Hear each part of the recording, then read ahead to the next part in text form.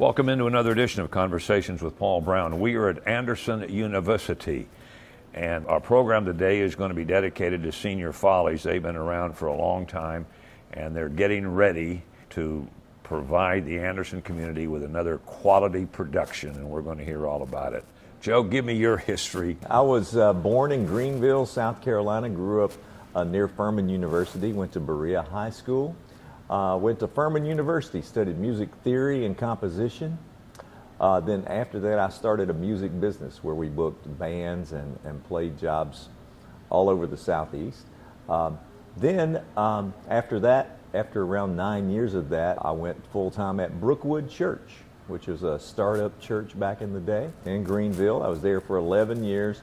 And then I moved away from there and went into production music at Skyline Post after that. So we did a lot of music for TV, radio, Verizon Wireless, Rigid Ryobi, Craftsman Tools, Carolina Panthers. Did that for 10 years. And as I was doing that, I started teaching adjunct here at Anderson University and came on full time here. And now I teach studio recording and teach some of the same things I was doing professionally here to students. Go back to high school at Berea. When did you get involved with music? Well, when I was coming out of Christian school, moving from Christian school to public school, I wanted to be in the band. I wanted to be in the jazz band. I wanted to play guitar in the jazz band. That was my big goal at that age, and I did whatever I could do to get in that band.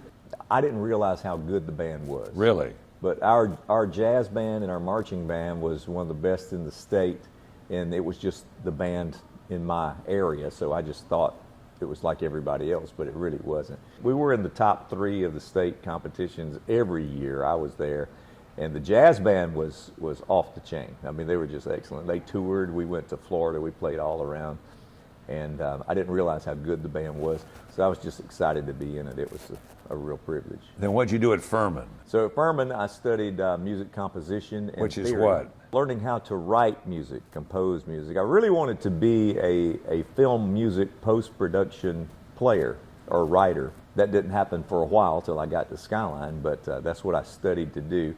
I was also in the bands there too, in the jazz band, concert band, symphonic orchestra, and things like that. Dan Ellis was my professor at Furman University. He really took me under his wing, which I really appreciated. He sent me to jobs all over the place. He was the president of the local musicians union, so all jobs that were happening in the area, really all the good jobs, came to him first. He had a lot of really nice country club jobs that paid well, where you didn't have to work so hard to play, and did fun jazz music. And then when larger people came through, like George Burns, Bob Hope, Carol Channing, Debbie Reynolds, all those old people came through. They had orchestras, so he got me hired into those orchestras when they came into town. So I got to play with a bunch of those guys who were big back in the day. A lot of students really don't know who they are when I mention them now, but it was so much fun. And the thing about it is you had a stadium full of people, and like you would do a bit or a song or a part, and then they would say, okay, cut, let's do it again. Well, we got 30,000 people watching who have to react again to the song, so it was sort of fun, but I loved it. I learned a lot about how things work with that. It seems to me that what you ended up doing when you went to Skyline was something you always wanted to do. What was it like stepping into that position? I've always wanted to write music that makes people feel something that's in the background. They're like the film score, that kind of thing. And I got to create that with Rigid Tools. Back in the day, they really weren't, they didn't have a sonic brand. They didn't have all their brands and logos solidly in place. That was a long time ago. So we got to help them create a sound for each tool, which sounds probably crazy. It does. But for rigid tools are tools that are bought by contractors. They are. Not by regular people. That's right.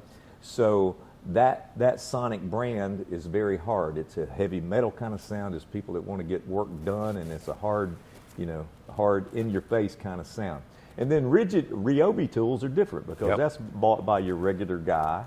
I have one of those drills at home or whatever. So it's more of an acoustic guitar, a more pleasant kind of happy sound a family guy who goes to buy tools to work on his house.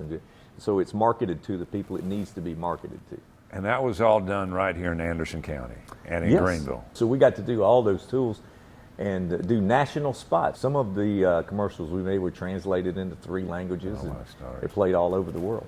And then when you came to Anderson University as a professor, you're teaching youngsters what you basically had been doing in the private sector. That's right, because I was at Brookwood Church for 11 years. We started that from the ground up, so I had that experience. Then I had the post-production music experience, and to marry that together, Anderson was starting a worship leadership program, which I had a good bit of experience with there. So I got to be the director of the worship leadership program and teach studio recording and get to build a studio here. So I got to do both of those things here together, which just sort of worked out perfectly. Go back and tell me how you got involved with Senior Follies. Mary said, I'm going to do Senior Follies and I need some music. And I said, sure, I can do that. I just didn't know how much music she was going to give me, but it was a lot. But we've had a great time. It's a lot of fun. And this coming up production will be your 6th one. Yes, sir. So what exactly do you do for the Follies? We have a diverse selection of music. We'll do everything from some 40s big band to some 80s dance music to even some more recent tunes. So we put together a band. We have a fantastic group of musicians. We have rhythm section, drums, bass, guitar, keys, and then we'll add 2 horns to that. Now, these are Senior Folly participants or people from the community that perform? These are professionals in the community that come in to work on this. You write the score? Is that part of what you do? Well, what we have to do is customize the arrangement for our band. So let's say we pick out a big band tune to do. We're going to do Feeling Good this time. And that's a Michael Bublé piece, which has a full 18-piece big band in it. Well, we don't have budget for that kind of thing. So I go in and rearrange the music and write it for our 2 horns in voicings that make it sound really big and full and try to emulate that. Then the next tune may be YMCA by the Village People. So it may need a three-man horn section and a rhythm section. So we'd change the arrangement to fit our band so that it sounds as best as possible. So when the audience hears these productions, they have no idea of what you and your crew are involved in producing the music for it. Well, I don't know, but probably not. I just hope they enjoy things. Right, and feel like it sounds but they don't know good. the work that went into it. Probably not. Yeah. There's probably a couple out there that sort of do, but maybe not. I don't know. So what does it mean to you to be involved with this community program that's had such a stellar reputation and career here? First off, the quality of the performance is always very high. They sell a lot of tickets. They pack this place out, and they don't do that just because people want to give. They do that because Mary puts on a great show. It's a high-quality show.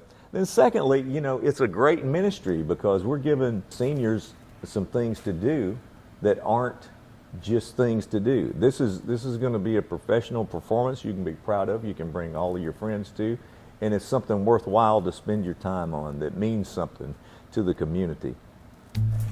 You're listening to Conversations with Paul Brown, and Joe Wehunt has been our guest. When we come back, we're going to talk to the lady in charge. Sound off, sound off, sound off, sound off, sound off. 1, 2, 3, 4, 1, 2, 3, 4. Mary, before we get into Senior Follies, for those that may not be acquainted with you and your history, give me an overview of the many things that you've accomplished. Oh my goodness, I don't know. Well, I grew up in Laurinburg, North Carolina, and moved to Hartsville, South Carolina, and I went off to school at Darlington School in Rome, Georgia for high school, and then on to Goucher for a year, and then to the Eugene O'Neill Theater Institute. It was a semester program. So I came down south and finished my degree at Coker College in theater. And then I moved to Atlanta. I performed, I got married, I went to Florida and performed, and then started having babies and began to direct and at Columbia Seminary. And then came to Belton because his first call was at Belton Presbyterian. And then I ended up taking a job at the Montessori School of Anderson, building their music program and developing a drama program. And so I was at Montessori for 17 years, music and drama, itty bitties all the way through high school. And then Annette Martin, she was a accompanist for me for some of my programs when she had moved back to Anderson. And one day she walked in the door and I said, Annette, I hear you're retiring. And she said, yeah. And I just said, I wonder if I could do that job. And she immediately called David Larson, and David called me, and the wheels started rolling, and here I am. And that was how many years ago? 6 years. 6 years ago. It was really 7 because I followed her around in 2019. Yeah. Now a word from our sponsor, Coca-Cola. Every drop is worth a moment. My father did a sabbatical in England when I was in 3rd grade. And we lived in Headington, Oxford, and we went into London to see Godspell. And I remember just seeing that show, watching them carry Jesus down the aisle through the audience, and I went, I want to do that. Really? Yeah. So I knew, I just knew. And then we came back to the States, and I started doing theater programs in the summertime, and then because my father was always in academics, I would also play roles if they were looking for kids in college when I was younger. And so, Remember the first role you had, the first speaking my part? first, besides church, it was Lucy in You're a Good Man, Charlie Brown. Where? In Laurinburg, North Carolina. And you're how old? Was just after the summer after my 3rd grade. So yeah, going into 4th grade maybe. But my favorite role, Paul, the next summer, I got to be Dorothy in The Wizard of Oz. Oh. And my brother was the Cowardly Lion, and I got to slap him on stage. All right. So, that's always nice when Yeah. you get to beat up on your older That's brother right. on stage. Well, give the listeners that may not know, give me the history of the Senior Follies. So Mark Hopkins was president of Anderson University. He was at a conference up in D.C. and he saw a group called the Geriatric Frolics perform. And he came back and talked to David Larson and said, I want that kind of group at Anderson University. My understanding, Henderson had just been built, and he wanted it to be also part of the community, not just for the college, but the community. And so David, he went up to see him and how they worked, and he came back and orchestrated it and started it. And that was in what year? 89. So this is our 36th year. So we skipped 2021, we did a radio show. We pulled all kinds of recordings from past shows and from Spice of Life, put it on the radio. And then I wrote Hindsight's 2021, slashed it out, Hindsight's 2022, and it was about a couple in COVID. Okay. So it followed a couple through COVID. Give me the breakdown on who's in the show, how seniors can participate in that age and that kind of figures. To audition, you have to be 55 and above, and we have all kinds of people in the show. We have people who have never been on stage. We have people who are professional performers. It's all range, instrumentalists, vocalists, comedians. Each year, most of my shows have been story-driven, so I begin to write a story and it tells a story. This year is telling a story, but it's a little bit more of a Follies format. Which means what? That you could have a song or you could have a dance, and it doesn't have to progress the story forward. In the past, the songs had to do with the story and it would move the story forward, but I wanted to be able to drop different things in and out and not have to worry about that. And so we have that. And another thing that I'm trying so hard to develop, Paul, are people that are working tech, people that are helping outside performing. Like we have a trumpet player, phenomenal trumpet player who's in the band, but that's a Follies member. I have somebody that's helping with props and costumes that's not on stage. I have 2 people running tech with my stage manager that are Follies members. I'll have 2 people running camera that are Follies members. So I'm trying to develop the tech side as well as the performer side because I don't know, it's such a phenomenal community, and I think that the members find so much comfort and community, and I don't want that just to be available for someone that wants to be on stage. I want that available, that ministry available for all kinds of people. You start at 55. How old can you be and be a member? We've had people, well, the oldest member I've had has been 87, but when Annette was here, I'm pretty sure when I came in 2019, there was a 92-year-old, 93-year-old, yeah. And on average, how many performers for each of your productions? This year, we have about 54 performers. I would love to keep it around that size. After backstage gets a little hairy when it gets larger, but I feel like the year that I watched Annette in 2019, there was probably 78 or so. It was a good many.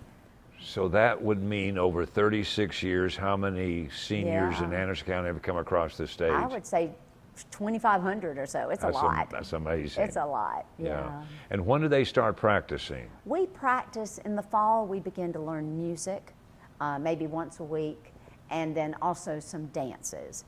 And if there's speaking roles, I will work individually with the people that have speaking roles just to become familiar with it. And then in January, we are hot and heavy here, Monday, Tuesday, and Thursdays. 3 days a week. And then because it's 55 and above, a lot of our members work. So I also work with workers. So I will have weekend rehearsals with them or evening rehearsals. Wow. Sometimes I travel to them. It depends. We try to find areas that are local because I have members that travel an hour to an hour, 15 minutes to be here. Really? I do. It's crazy. People from Kiwi, people from Malden, people from Taylors, Greenville, Anderson, Iva, all over. Wow. Hartwell. I have a couple people from Hartwell. All right, tell me about this year's show and when folks can expect it to arrive and how they go about getting their tickets. Okay. This year's show is called It's Electric. And it's kind of based off the Electric City, Anderson, being the Electric City. But it's about a show called It's Electric, a theater group, the Watts family. And they have a physical feature that every Watt has that you'll have to come see the show to see it.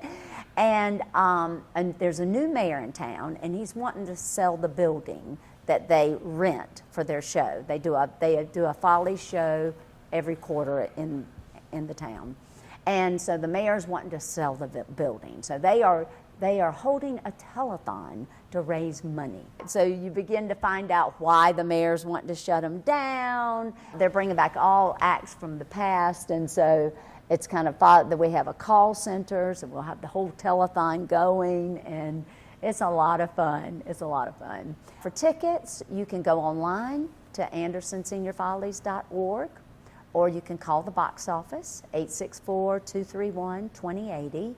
Our box office is open Tuesday, Wednesdays, and Thursdays, 12 to 3. If you get a machine, leave a message. Somebody will call you back. We have shows on Thursday night, 7:30, Friday, 7:30, Saturday, 11 and 4, and Sunday, 2:30. And that the days are March? 13th to the 16th.